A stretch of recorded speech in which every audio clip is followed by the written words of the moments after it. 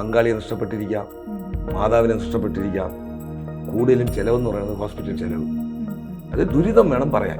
ഒറ്റപ്പെടുത്തൽ, കുറ്റപ്പെടുത്തൽ, ഇവരെ മാറ്റി നിർത്തുക, സമുദായത്തിൽ നിന്നും ബന്ധങ്ങളിൽ നിന്നും ബന്ധുക്കളൊക്കെ അകറ്റി നിർത്തി. ചില കുട്ടികളൊക്കെ കരിവാളിച്ചൊക്കെ ഇരിക്കും.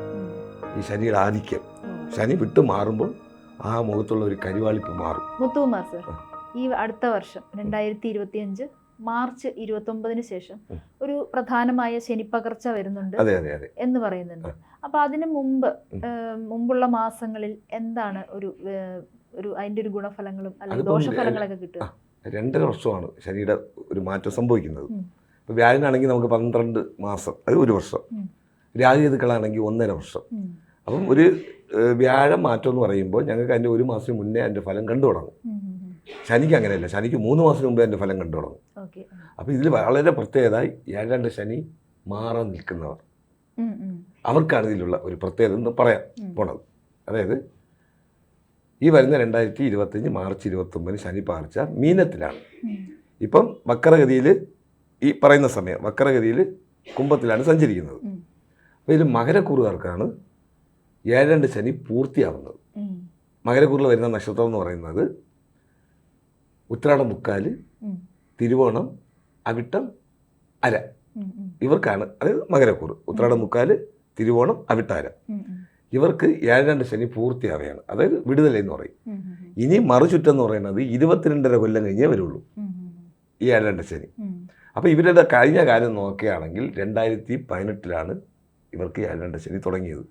7.5 വർഷമാണ്. 7.5 വർഷം. അപ്പോൾ അവരുടെ ഇപ്പോൾ ജീവിതം നോക്കുകയാണെങ്കിൽ ഈ നക്ഷത്രക്കാരുണ്ടെങ്കിൽ ഇപ്പോൾ ഈ പ്രോഗ്രാം നോക്കുമ്പോൾ അവർക്കറിയാം.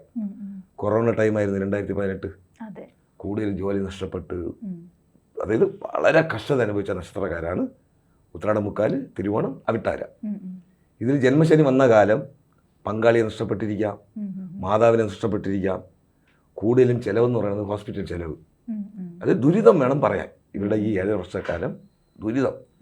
ഒറ്റപ്പെടുത്തൽ, കുറ്റപ്പെടുത്തൽ, ഇവരെ മാറ്റി നിർത്തുക, സമുദായത്തിൽ നിന്നും ബന്ധങ്ങളിൽ നിന്നും ബന്ധുക്കളൊക്കെ അകറ്റി നിർത്തി ഈ നക്ഷത്രക്കാരെ. അവർക്ക് ഇതിലൊരു ഇപ്പം മാറ്റം കിട്ടിയാണ്. ഇപ്പം ജോലി നിൽക്കുന്ന സ്ഥലത്താണെങ്കിലും ജോലി നഷ്ടപ്പെട്ട് നിൽക്കാം, അങ്ങനെയുള്ള അവസ്ഥ.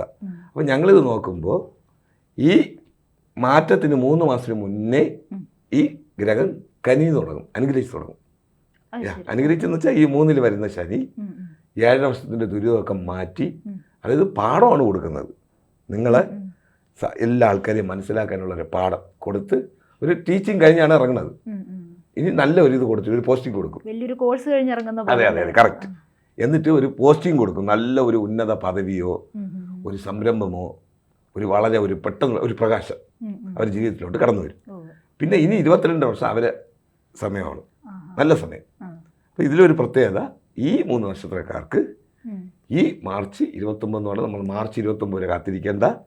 ജാനുവരി തൊട്ട് തന്നെ ഇവരുടെ, അപ്പോൾ ഇതിപ്പം നവംബർ അടുത്തായില്ലേ, ഡിസംബർ 2 മാസം കഴിയുമ്പോൾ തന്നെ ഇവരുടെ ജീവിതത്തിൽ നല്ല മാറ്റങ്ങൾ. നല്ല മാറ്റം എന്ന് പറഞ്ഞാൽ ഇപ്പോൾ ചില കുട്ടികളൊക്കെ പഠിക്കാതൊക്കെ ഇരുന്ന് ഭയങ്കര ബുദ്ധിമുട്ട്, 7 വർഷം ടെൻഷൻ പഠന വിഷയത്തിലേക്ക്.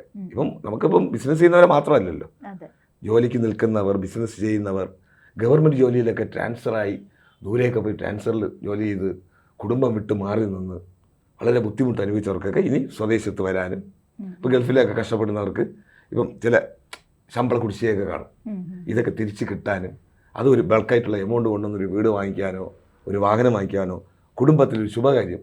അതായത് ശനി വരുന്നത് ഗുരുവിൻ്റെ അവിടായ മീനത്തിലാകിയാൽ പുത്രാദികളെ കൊണ്ടുള്ള ഒരു ശുഭകാര്യം. അപ്പം മനസ്സന്തോഷം. അപ്പോൾ ഈ 7 വർഷക്കാലം അനുഭവിച്ചതിൻ്റെ കഷ്ടത എല്ലാം മാറുകയാണ്. ആർക്ക്? ഈ മകരക്കൂറുകാർക്ക്. അതായത് ഉത്രാടം, മുക്കാല്, തിരുവോണം, അവിട്ടാര. ഇവർക്ക് വിടുതലേ എന്ന് പറയും ഞങ്ങൾ തമിഴിൽ. വിടുതലേ എന്ന് വെച്ചാൽ ജയിൽവാസം കഴിഞ്ഞു, ഇനി നല്ലതാണ് മോചനം. ജയിൽവാസം കഴിഞ്ഞു, ഇനി ഇവർക്ക് നല്ല ഒരു മാറ്റങ്ങൾ. എന്ന് വെച്ചാൽ ശനി എപ്പോഴും ഒരു കാമ്പൗണ്ടിനകത്ത് നിൽക്കില്ല, ഇനി അടുത്ത കാമ്പൗണ്ടിൽ പോകണ്ടേ, അടുത്ത ആൾക്കാരെ ഉപദ്രവിക്കുക.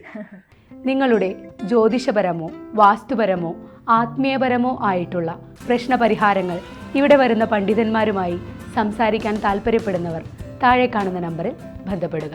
സമ്പൂർണ്ണ ജാതകം സാധാരണ ജാതകമല്ല, സമ്പൂർണ്ണ ജാതകം. 75 പേജുകൾ അടങ്ങുന്ന സമ്പൂർണ്ണ ജാതകം 250 രൂപയ്ക്ക് ഇനി നിങ്ങളുടെ കൈകളിലേക്ക്. അതിനായി നിങ്ങൾ ചെയ്യേണ്ടത് ഇത്രമാത്രം: താഴെ കാണുന്ന നമ്പറിൽ ബന്ധപ്പെടുക. ജ്യോതിഷവുമായി ബന്ധപ്പെട്ട എല്ലാ വിശേഷങ്ങളും നിങ്ങളിലേക്കെത്താൻ ABC ജ്യോതിഷം സബ്സ്ക്രൈബ് ചെയ്യുക.